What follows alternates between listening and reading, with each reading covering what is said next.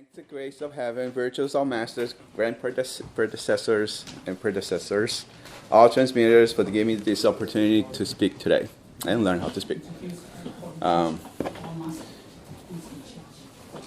So if you're like me, growing up on this side of the continent, not Asia, when you come to the temple and look at the statue on the right, you don't know who the person is. You know the right. So you see the middle one, you know, obviously it's the Happy Buddha, and the left one, the Kuan Yin, the more famous Buddhas. But on the right hand side, you see a statue of a skinny person with a little fan and a hat and a what do you call that? That's a gourd. A gourd. That's supposed to have liquids inside. So who is Qigong Buddha? Yeah, he's asking. Yeah. Who is that person? I mean, I never. Qigong. So who is he? Right. So you can see the statue here. So he doesn't look like a Buddha. If you look at the statue, I mean, he's skinny. His clothes is all bent up. Has bends. You know, has patches everywhere. And he's just look like a normal person. Our living beings. Yes. That's his title, his Buddha title. So let's go back all the way to the beginning when he was just a normal person, individual. So his parents basically are very virtuous parents. They were like very good to the people in the country, but unfortunately, we're not able to have children. So they decide to go to the temple and beg to the abbot of the temple to have children. So as the abbot was guiding the two parents through the temple, when they went to the ahar room, a premonition came up saying that this couple eventually will have a child, and child is going to be special. So 9 months later, magically, a child was born. It's a boy, and when the child was born, like many saints and Buddhists, the room just sort of changed the color. It became a little red, and there was a nice scent in the room. It's a perfume color was when the baby was born. So, and he was born. Unfortunately, for 3 days. How long ago? Oh, he was, according to this, he was born on February 2nd, 1130.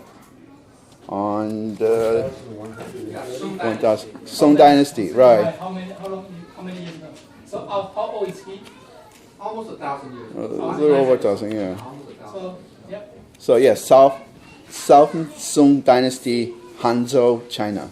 Okay. So more than 1,000 years ago. Yes, he was. 1,000 years. Not far away, but he was there. Now, back to he was born. So for 3 days, he was crying constantly, nonstop. The parents did not know what to do. The nannies coming to take care of it, wasn't sure what to do. So on third day, the abbot that was at the temple that had the premonition came to visit the family. And at that point, the babe stopped crying and had a big smile at the abbot. So at that point, he gave a name to him. Was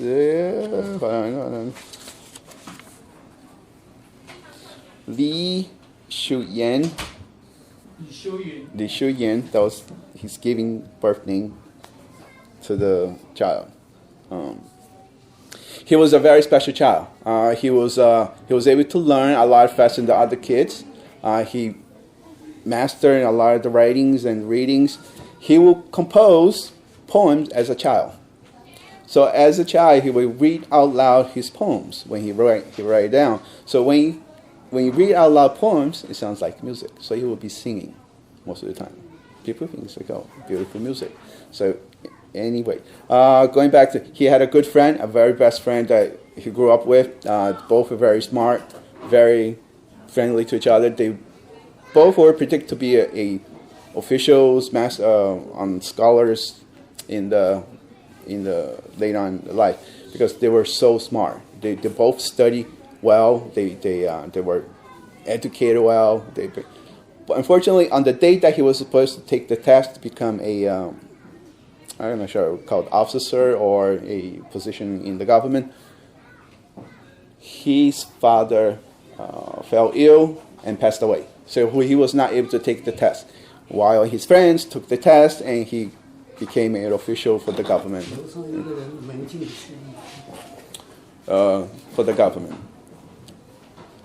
Unfortunately, he was not lucky again. A couple of years later, his mom passed away. 2 years later, I think. So he became, both parents passed away. His uncle took care of him.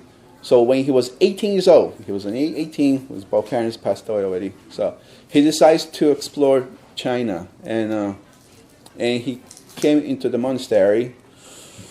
This monastery was called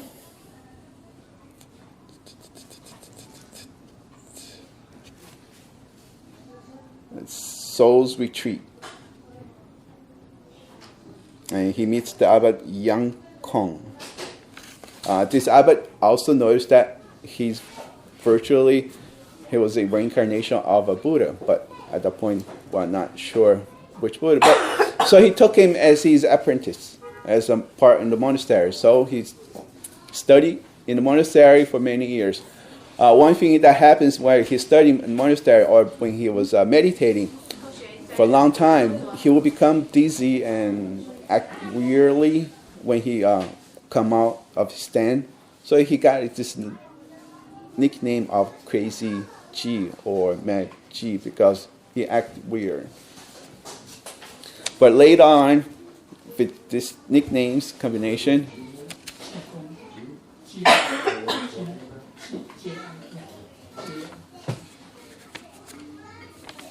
because of his good attitude and toward the other people in the temple and the city, his name got changed a little to Qigong. So that's where he got his name from, the regularly Mad Qi, Crazy Qi, or Qigong. And finally, he became Qigong. Now, the Buddha part comes later. He was not your normal monk, in a say. He was part of the monk. A lot of people in the monastery did not like him because he was not his typical monk that follows the rules. He was believed to be eating meat or drinking alcohol or acting, but he was basically socializing, acting as a normal person to be able to communicate, to connect with the people normally. Not if you're a monk, if you look, it's like this person is so special, I should respect. But he was acting in a way that will be able to act at the same level. Let's come back to here. One time Holy teacher, he taught us, when we saw on the movie, right? He's eating the chicken leg, drinking the wine. Is that true or not? No. No. It's magic. Yeah, so that's why he explained to us in the Tao class one time, I think. He's a Buddha, or he eat those kind of stuff. No, but he at the moment he already has superpower. He has all the eating. Even the animals who are dead already, he can make them alive again. He has the superpower to do that. So it's kind of, but in the meantime, because the movie, all those TV series, they try to attract all the attendance. So they add a lot of stuff into it. But on the real life, Buddha, he didn't add all this stuff. Just to carry on, and also from the previous class about the question about, should we become a vegetarian, right? Or At least a vegetarian. Vegan is ideal, but if we kill animals, right, or sentient beings, right, if we create karma, you kill something. You create a harm, right? You cause harm. Remember, we cause harm. So that's gonna create causality, right? So here's the thing. I have another answer to say, yeah, you can eat meat all you want, as long as you can make them come back to life. Good, so do it. Yeah, Do enough. it. Yeah. So can you do that? Yeah, then go ahead. Eat as much meat as you want, right? Eat as much fish as you want. Eat as much chickens as you want. Because as long as you can bring them back to life, then that's no problem. But can you do that? That's the problem. We can't, okay? So that's why, all right? It also cause karma. Buddhas are beyond karma, right? That's the whole idea, right? Okay, so that's important. You don't want to create more karma, all right? So while cultivating, Big karma. so while cultivating and helping people, he Don't want big karma. he attained the magic powers that were referenced here. He basically realized who he was, but he doesn't go advertise. I'm a Buddha, I'm sort of like that. But he was able to attain the enlightenment while helping other people, even before that he was realized that he was a Buddha. Let's see. He is a reincarnation of the taming dragon Arhat. And of course, he later becomes the 18th patriarch as a Buddha, but that's a separate story. So how many times has he reincarnated? In his life? The last life he became 18 patriarch, right? Right. He's reincarnated how many 20, times? 20, 72. 72. At Yeah, least it's- one At least cycle. 72 times. So what you have to understand, once you become a Buddha, you One are lifetime, that's all. right. Yeah. Right. So once you become a Buddha, you are on the temporal heaven. We don't. But most of the Buddhas doesn't want to decide. Oh, I want to go back to the earth and then help people. But he chose that role. That okay, these people need help. I will go back to earth and help these human beings. Teach them how to cultivate. So that's why we have all the scripts. The scripts goes many years of writings that I cannot cover. But In addition, a lot of us are Buddha reborn. Sometimes we don't know that. We are all Buddha reborn. We have a mission. We make a vow in the heaven, coming down, say we're going to help bring more living beings back to the heaven. That's what we are here. So a lot, especially I think Nepalese, they feel they are all Buddha reborn. Everybody feel that way. So I think we are all Buddha reborn here. right. So every time we come back to the earth, there's a chance that we may not be able to go back to heaven because all these attachments that we have, all sorts that distract us. Anyway, so anyway, going back to the Qigong Buddha, he was one of the stories that I read on the several books that I found online. This is one of the books I found online. It's very interesting. There are another one also that tells about the stories. Yep. So, in one of the stories, basically, he when he was kicked out of the monastery, they blamed him for destroying a statue that cost a lot of money. So Qigong Buddha says, "Oh, don't worry, I will pay you back," even though he doesn't have any single dollar. Also, the people at the monastery says, "Okay, come back 1 year from now and bring out the money back to the temple so we can rebuild the statue." And he says, 1 year is too long. Give me 3 months. I'll come back in 3 months.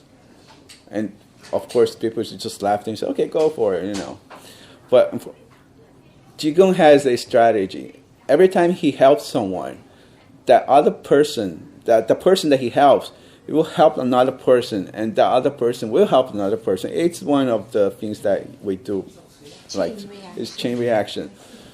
So what his acts basically eventually in one of the acts he did help a scholar to reunite with the family, he says, that scholar I'll give you anything that you want, whatever you want. Said, I don't want the money, but you can come to this temple and help the temple and donate the money to them. So that's how I was able to do it. In 3 months, he was able to be paid back to the statue that said that he destroyed it, but he wasn't actually done it. But he'll take the blame for it. Another story that helped was interesting was he was reunited with his friend, a childhood friend, many years later, but he was not able. It's not like I'm going to help you right away. It was like one person helped another person to help. Eventually, he finally met his childhood friend through a process. At that point, his childhood friend, he was a government officer somewhere like that, and he was able to help in many different ways. I mean, he was able to connect. I mean, his friends did not want anything. Chicken Buddhist just want to help. His heart was just, helping others and teaching others how to help other people. Like we mentioned, there's a lot of movies related to Chicken Buddha. I did not watch all of them. There are many. There are some of the soap. I think there's a soap also. It's like several episodes. Those are series. Yes. Many of those, yeah. So those are on that. So I get, Chicken Buddha. He's one of the Buddhas that it's pretty famous in China and Taiwan. Unfortunately, he doesn't get the recognition that he deserves. He should get more noticeable for what his acts are. And every morning we learn musics that he writes, and he's a good poet. He writes a lot of good poems. He's very thrifty, so he's looking at his clothes, right? He wears the monk robe, but every time there's a hole, he just patch it up. Just keep patching things over and over and over until Teaches us to be thrifty. frugal. Thrifty. But he was making a quilt. One time he said in a Dharma class, he said, which is going to be in here 2 In weeks. 2 weeks. And then he said, do you feel you are poor? Some people say, I'm poor, I don't have enough money to buy big houses or mansion or stuff. Teacher said, we can exchange with him. Now he's married. I'm talking about the way what he has today. He doesn't have jewelry, anything. What he wear is just what? Just a worn-out Chinese robe. Yeah, and then with all the holes he patched up, right? So he said, whatever if you don't, what we can compare with him, we are much richer than he does. Mm-hmm. Except he has all the merits he has, right? But we have other side. We have a karma. We may have a karma there. But he said we can exchange it. We feel we're poor enough. We can exchange with him. He said that. One time, I don't know if you, I think this is before your time. Mm-hmm. One time, it's before your time too. So this temple host, she has a small little temple in her house. So she decided to put a gold necklace on Jigong Buddha, a real gold 24-karat necklace. So Jigong Buddha came, channeled it, and says, I don't want your gold necklace. That's not what I'm looking for. And we didn't even know, but she knew. Okay, it was so funny. You can see all kind of stuff. Yeah. So another power that he has, the healing power, but the I guess weird or funny, the healing powers that he has, he will make up medicine capsules or whatever, using parts of his body. He would earwax, dirt, whatever he gets in there. From the perspiration dirt. Yeah, armpits. So I will make a little pills and get to them. It's a medicine, basically heals the person. So that was all the disease. yes. Yeah, that's one that I finished. Become the special It's medicine. used in today's medicine also. Yes.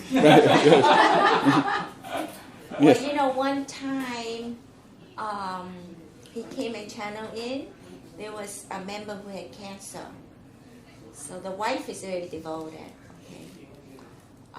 He made elixir from the ashes in the incense bowl. I wasn't there, but she told me later and handed it to her. She looked at it and she thought it is so dirty. She never gave it to him. He passed away. You should have. She had the medicine in the palm of her hands and she never gave it to her husband, thinking that it was dirty. Yeah. Okay? So keep in mind, whatever the Buddhas give you, don't look at don't look at the surface form. Okay? Think of what's really inside. Actually, one time when the Buddha came, they bit the fruit and passed it on to the member. Some people would hesitate, but don't hesitate because it's a blessed food. You have to get over the appearance, the form, you know, those things, we have to get over those things. Especially human being, we all have some area with illness or discomfort, but this is pretty normal for people. Buddha, he always finds different ways to help. We ask begging for something, ask for This his temple help. burned down, He you need always to rebuild sometimes it, right? So they all have Right. the water with the you know, fruits right. and medicine to Yeah, this is- cure the yeah, I disease. got that covered. I see he has different way to it. Once, I know we heard all kind of story. We can take for about 3 days, 3 nights. We can finish all the story he did. Yeah. Right. There was 2 books. I could not go over all of them. So I just pick up a few stories. That's very interesting. But basically, when you help someone, that person will help another person. That person's eventually it's a what's that word I'm looking? Now, chain reaction. Chain reaction. So if we can do the same thing, eventually, you know, the whole world will be much better. Yeah, if just like a everyone can. smile. You give someone a smile, they will come across somebody else and it will be passed down all day long.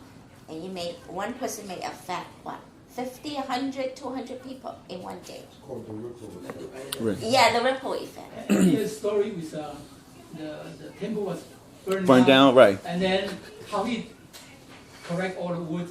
Right. So to build a temple, you need the special wood. These woods are not easily acquired. So I think this is the one that he went to the forest and started just kicking the wood and keep sending to the temple location. Is that the one? Yeah. I think I think there's the person who owned the whole forest, whole area, whole mountain, and then he asked for the wood to build a temple. And this person said, "Okay, how much wood do you want?" He said, "I'm going to use my rope to cover the area so I can bring back."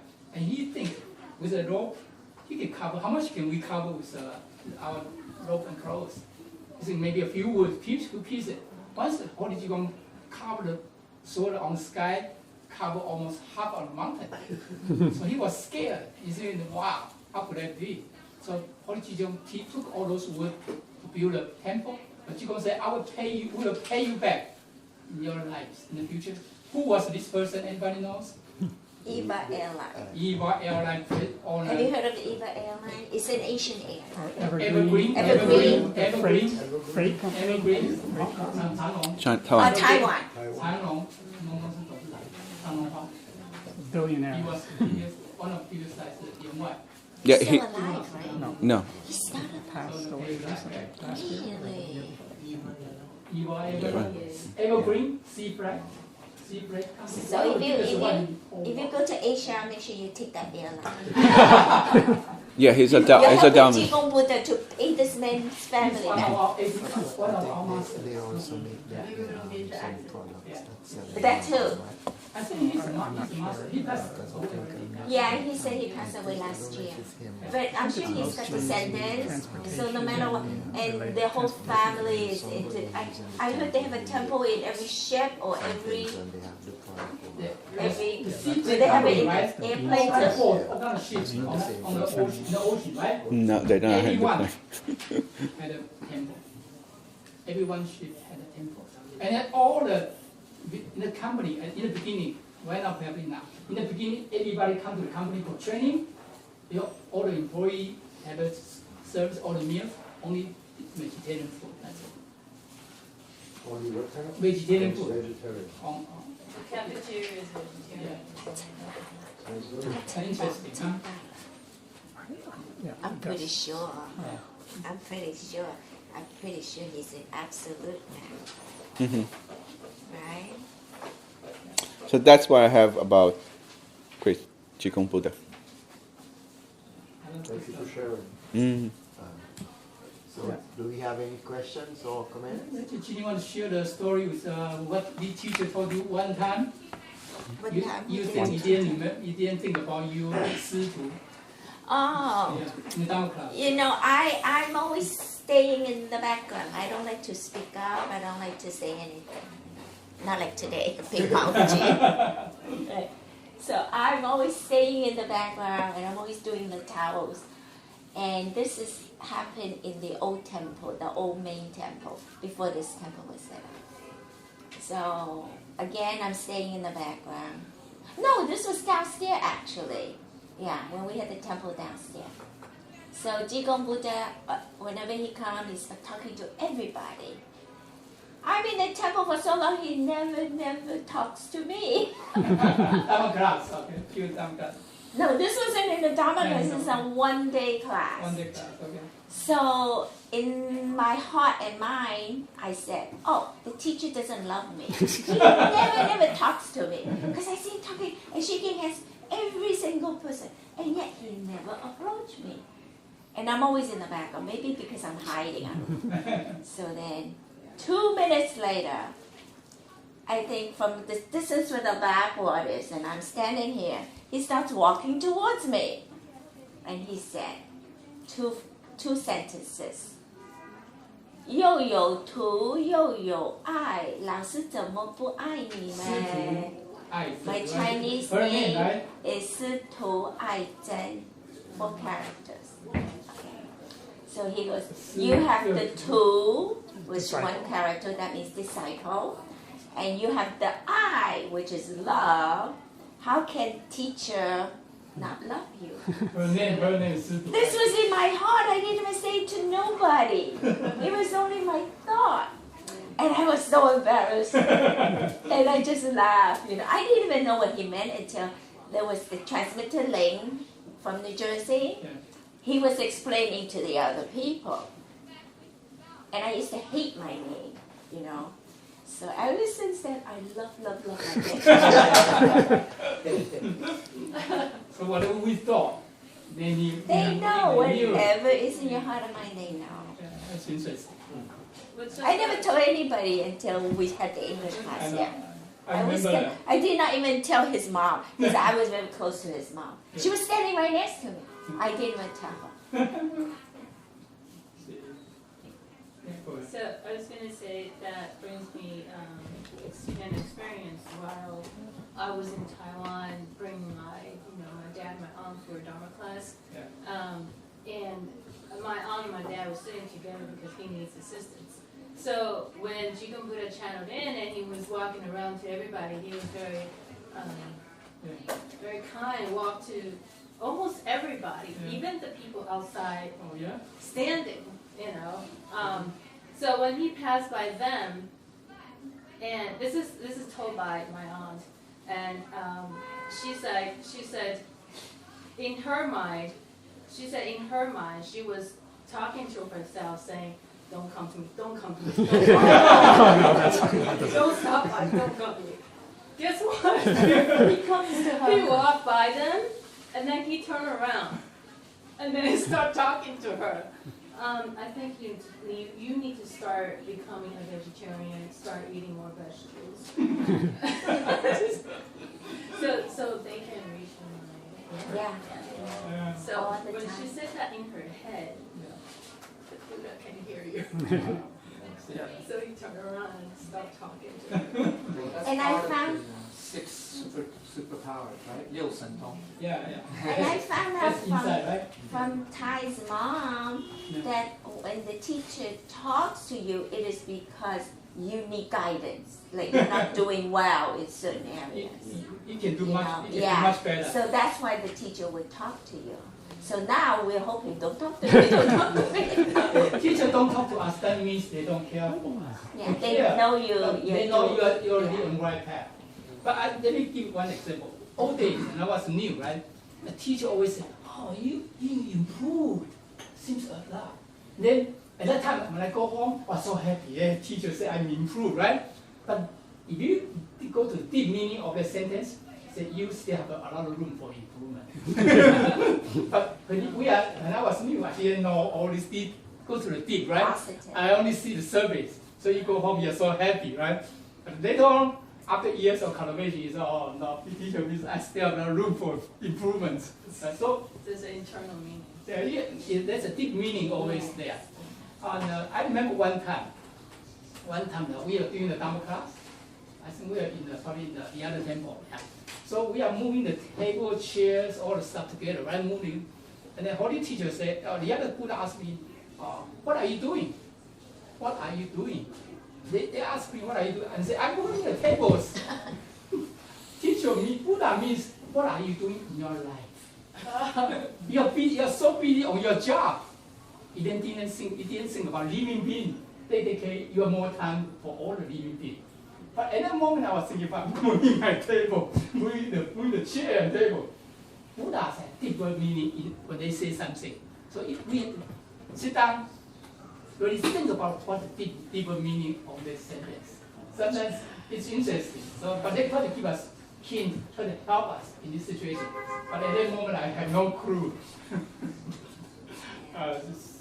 It's kind of embarrassing when you look back and say, "Oh, shoot, I didn't even know what it means."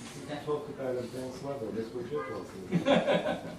Yeah, but our teacher is always there to help. Whatever will happen in our house, in our family, sometimes they come to Dharma class individually, will give us advice, wisdom, all kind of stuff. So all kind of stuff are there. Oh, they know what happens Yeah, every day. in your house too. Whatever you say to your wife, to your children, you go into an argument, the teacher knows. Let me just give you one more short one. When people have a family temple, they need to prepare incense, go through the early ceremony. You got to do it before 7 o'clock, okay, in the morning. And I remember in the beginning, this went back about 20 plus years ago. And now we decided to establish the family temple. So we took 3 days to finish that. So we decided 3 days before Dharma class, and then we said, okay, let's do it. So we finished that. And usually I went to bed very late every morning, every late night. When you go to bed so late, 12:30, 1 o'clock, you're not going to get up before 7, right? So later on, a few months passed by in the Dharma class in North Carolina, and our third prince came in. So we need to evaluate your vows, your temple host vow. And holy teacher said, yes, we need to review that. What does that mean? You didn't fulfill your vow. You're the temple host. You're supposed to get up before finish all this ceremony before 7. Oh, I didn't do that. I was late all the time, right? And sometimes get up late and stuff. So in that moment, I said, wow. He's watching every day what I'm doing every day, right? So he starts to understand. They are with us every day, every moment. It's good things to help us, protect us. But in the meantime, we got to do good things every day. We don't want to make sure that the temple regulation, everything, we got to follow all those rules. Yeah. So that's what I So are you on time now? He goes to bed early Of now. course. I get up 5 o'clock this morning, especially today I What get time up do you go to bed? 11. Oh, that's still late. Yeah, 11 you gotta get on the bed. Yeah. That's It required. becomes like an alarm that's set in the head already. Yeah. Yeah, the alarm- Automatically you will wake up at The 5. alarm is to get up. People get up at the same time without an alarm. Yes, yes. Right now, you will be up. So, you know, once Buddha said it, you better do it. Better follow the rule. A few times, like twice, I turned the alarm off. I said, oh, I can spare another 5 minutes. I fell asleep. And some things in the back of my mind just jump up out of bed. 10 minutes! Oh my God! I'm brushing my teeth. I said, I just made it. Yeah, so try to do before 7. That's Nowadays, there's a snooze button. I don't have a snooze button. I got one of those small little alarm clock. No, I don't have the one. They do everything. Only do. Yeah, even Get they water with a pump? And your whole No, body saw not you. that. They saw us all the time. In one. And we just come back to one story. One time we have one temple horse. We are in the other Dharma club. We are the other temple in the North Jersey. Remember we had a big 40 acres temple there. In Uso 40 acres, big one. The lot? Melty. This milk. Oh, the milk. Milk Yeah. So we have 40 acres there. So we have one naturalist. He's the temple horse at that time. He dedicated himself so much, take care of whole property every day. It's a big 40 acres. Can you imagine how much work he has to do? In the meantime, he has a job too. His own job to work, to make a living. So every day, every morning, he was in front of the temple. He was pray the teacher, talk to teacher every morning. Teacher, please help, or maybe bring some people to help him. He said a lot of stuff. And during the Dharma class, teacher come in, just put a food in his head. He had to pray every day, ask teacher help every day. Huh? So sometimes we don't know, we say something. Who was that? 是那个 Suani? No? 那个有泽西的坛主，徐有志。 Oh, yeah. He's helping take care of all 40 acres property. So it's kind of hard job, right? But he dedicated us for pray for teacher to help every day. You know, teacher said, you don't have to do that every day. Pray for help. So they heard him in the morning. You pray, you say something. They heard. So the teacher had said everybody should help me. Oh, yeah, they don't want people more people. You don't need to ask for anything. It just happens. They knew that. It depends on what you're asking now. Keep in mind that. What I mean is, You don't ask for whatever we everything. say, It depends on what you're asking. whatever we think nobody hear, right? Even you're at home, you kneel down there to pray for the Qigong Buddha or send the Buddha, say something, they heard that. They heard everything. Everything they say, we say Every they heard. little vow you ever made. So remember what your vows are. Yeah, they all heard it here every day. They always ask every day, record it down. Interesting. So don't make too much wishes. Keep, No, yeah, no. that too. Let's put it this way, make a vow, do the best we can. Do the best we can. You see, it's all the Buddha will make all the vows. Right? Don't be afraid to make, Make a a vow. vow. But do the best we can. Yeah, you just try to fulfill it. Doesn't mean you have to completely fulfill when we leave this world, but at least you take steps to try. Yeah. Without vow, Yeah. to make a vow and without vow, Without vow, Keep it. there's no goal that you're trying to If you don't have to a plan, reach. you plan to fail. Yeah, and with vow, Exactly. Buddha also can help us more. yeah. So don't feel bad. I have a very temple, I have to get up. No, they try to tell us which area can do better, which area can improve. So they try to help us. Yeah, do not let that 5 to 7 in the morning stop us from setting up a temple. There are much more benefits rather than, oh, I'm going to be so tired to get up at 5. No, get used to it, okay? Your body will get used. Do not let that be the reason why you're not setting up a temple. Okay? A lot of people say, oh, I don't know if I can do it. You're already doing it. Yeah, why not? You're already doing it by being so sincere and devoted. It's just that one little step to go. Set up the temple. Got it? And when calamities hit, is not only protecting your house where your temple is there, it's the whole area in your neighborhood. Isn't that wonderful? Look at the lives you'll be saving. Think about that. Okay? So next time, if anybody wants to set up a temple, let us know. You call it a That's temple, probably I based in call it a heaven, sacred right? place. Yeah, it is a sacred place. He said, okay. Okay, Yeah. we got one No, today. that could be the, if you ask me today, we probably have two big steps. One first thing is to receive it down and cultivate. That's one big step. The lucky one in the group. Next one, we can set up a family temple at home. Probably the second, the biggest things in our life. Tell them what the merits of the setting. Okay. Usually for Buddha to cultivate, become a Buddha, they need 3,000 big merits and 800 good consequences. So to become a Buddha. When we set up family temple, how much they give us? 1,300. Merits automatically give us. Because we set up the temple. Okay? Not, but we set up temple not because we want to get that merit. We want to No. help more living beings, help more people around What us. are merits? Merits are good deeds. Good deeds. Yeah. Now, we cannot say, okay, let me try it, I'll set it up, and then 3 years later, I don't like it and I want to Close. close it. No such thing. One thing very important. Okay. You didn't hear me. Oh, no, no. Wait, you can That's check one statement very everything important. out. Can you repeat again? Yes. When Hotel we California. When we think of setting up a temple, do not say, okay, let me try it for a few years. If I don't like it, I'll Close. close it or put it away. It's not, you cannot do that. It will be a very bad sin. Okay? A very bad sin. Do not do that. Two things we have to be careful here. When we make vegetarian vow, we need to fulfill in our lifetime. If we don't fulfill our lifetime, we'll pay when we go back.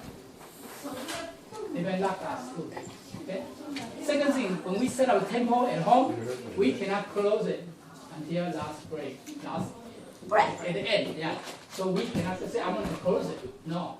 Unless okay, we are not wrong anymore. That's a different story. Somebody will continue. But we cannot say I'm going to close that. So what happens if they So don't, do you have a special place in they the pass home? away? And then maybe children can continue, or other people. Other people can take over. Other people can take over. That's fine. Maybe somebody else wants to set up a temple, they go, oh, so-and-so's home has to stay, why don't you take it over? Yeah. That's all. Will they still use the same name? Yeah, they ask. Yeah, it would be transferred from this address to this address. Also, you can ask teacher at that moment. Yeah. Don't get attached to the name. It's just a name. So it doesn't matter what name it is. It's not important. Yeah. Okay? Don't get attached to the name. A temple is a temple with or without a name. It's the same temple. And then the small, you only need a small space at home. Even say, okay, I only have maybe only quarter of space out from here, or maybe 1/5 of space from here. But this temple, the temple we have at home, small room, is the same temple we have in the big temple. Yeah, here. no Exactly difference, the same. no No difference. different. All you need is a small little area, Yeah. whether it's your living room or a spare room. Okay, it's all up to you. Okay, so it doesn't mean you need a big apartment or a big house to set up a temple. It doesn't. Yeah, so it's the same. Yeah, we have a little house. But As long as we have- We'll see if you have a little house. Thou cannot lie. North, south, east, west. Any other questions? Done? You're done already? I'm done. Any other questions about the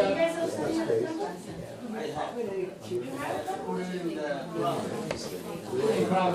Okay, that's different temple. What does he have? A lot of people have a small closet, they can close it and open it with all the Buddhas inside. But that's a little different. That's your own temple. Yeah. Okay. It should be a Tao recognized temple. That's the difference. The heaven temple. Heaven recognize it as a Tao temple. You see the You difference? got the rules and regulations? Yeah, you gotta follow all the rules and regulations, everything. The more you come, we have rules and regulation classes, which I covered about a month ago. So that's why I tell you every week try to come. Even it's closed, they can Okay, see it. guys, we